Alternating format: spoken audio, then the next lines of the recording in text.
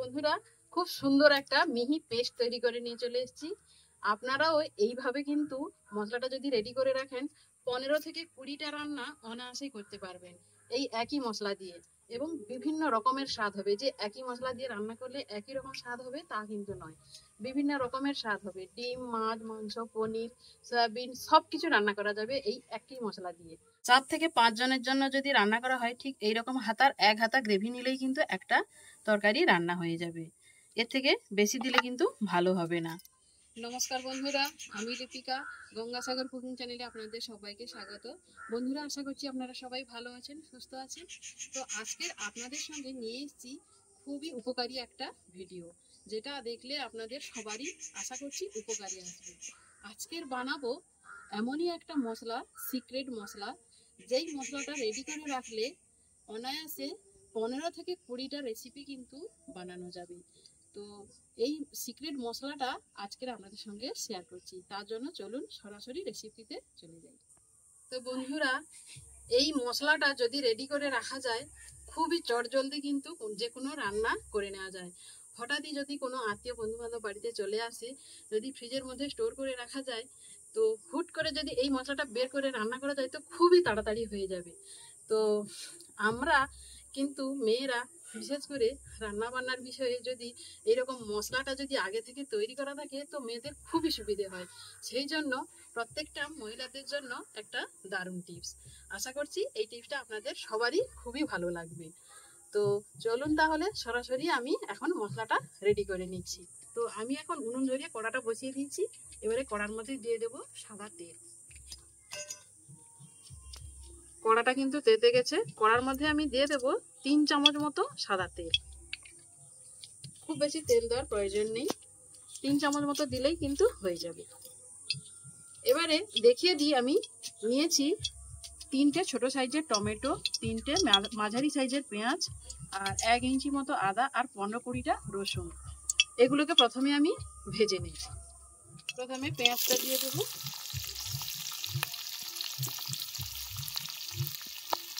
পেঁয়াজটা হালকা একটু ভেজে নেব।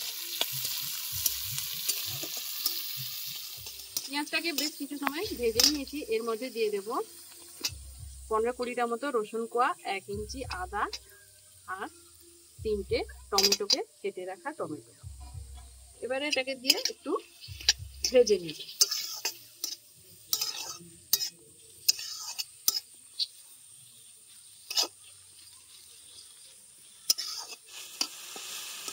পেঁয়াজ, রসুন, টমেটো, আদা এগুলোকে কিন্তু মোটামুটি ভেজে নিয়েছি। এর মধ্যে আরো বেশ কিছু মশলা আমি মিশিয়ে দিচ্ছি।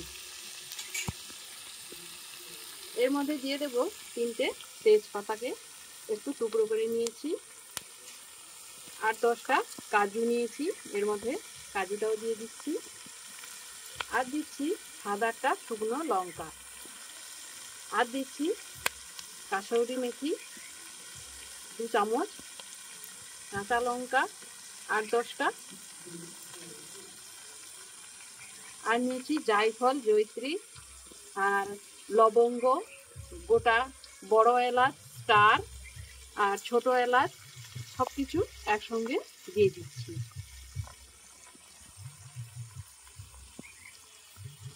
আর দিচ্ছি শাহি জিরা 1 চামচ, গোলমরিচ দিয়ে দিচ্ছি 15-20টা, গোটা ধনে দিয়েছি 2 চামচ,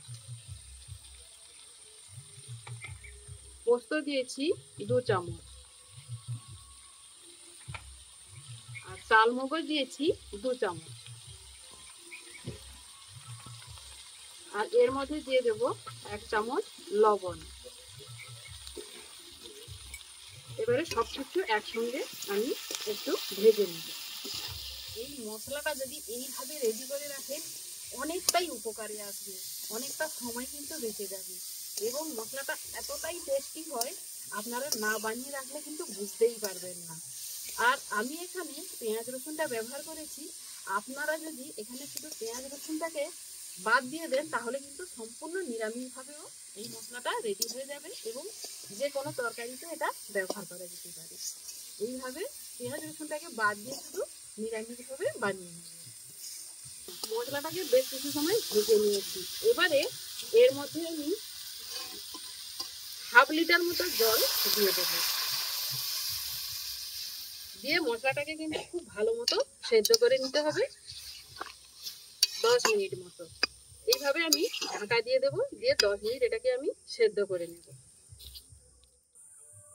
10 মিনিট হয়ে গেছে, মশলাটাকে খুব ভালো মতো সেদ্ধ করে নিয়েছি। দেখুন মশলাটা কত সুন্দরভাবে সেদ্ধ হয়েছে এবং জলটা খুব সুন্দরভাবে এর সঙ্গে মাখা মাখা হয়ে গেছে। ঠিক এই রকম ভাবে আমি মশলাটাকে নামিয়ে নেব। নামিয়ে কিন্তু এটাকে ঠান্ডা করে নেব, তারপর এটা আমি পেস্ট করে নেব। মশলাটাকে খুব সুন্দর করে ঠান্ডা করে নিয়েছি। এরকম একটা মিক্সির জার নিয়ে নিয়েছি। এবারে সরাসরি আমি মশলাটা মিক্সির জারের মধ্যে নিয়ে নেব।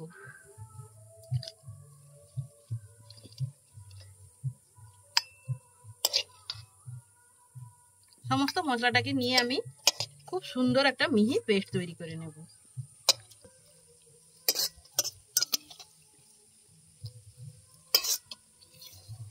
সমস্ত মশলাটাকে মিক্সির জারের মধ্যে নিয়ে নিয়েছি। ঢাকা লাগিয়ে এটাকে খুব সুন্দর একটা মিহি পেস্ট তৈরি করে নিয়ে চলে আসছি।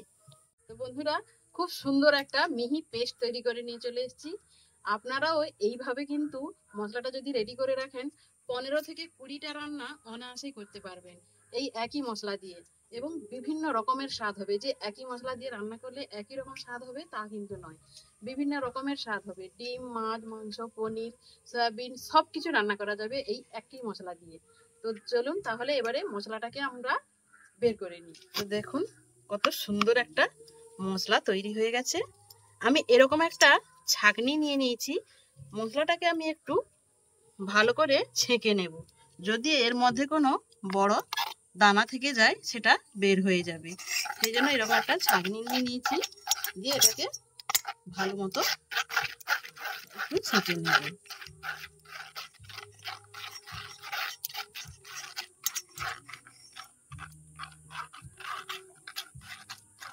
মিক্সিটাতে অনেকটা মশলা লেগেছিল, সেই জন্য আমি মিক্সিতে একটু জল দিয়ে দিয়েছি। এটাকে ধুয়ে আমি এর মধ্যে নিয়ে নেব। দিয়ে আবারও এটাকে ভালো করে চেলে নেব। দেখুন অনেকটাই কিন্তু এর মোটা অংশটা থেকে গেছে, যেগুলো ছিবড়ে মতো ভালো পেস্ট হয়নি। এটাকে আমি আবারও একবার পেস্ট করে নেব। আপনারা চাইলে এটাকে এর মধ্যে নাও দিতে পারেন, এটাকে আলাদাভাবে আবার পেস্ট করে যে কোনো তরকারিতে এটা রান্না করে নিতে পারেন। কিন্তু আমি এটাকে আবারও খুব ভালো মতো একটা পেস্ট তৈরি করে নিয়ে এটা একসঙ্গেই রেখে দেব।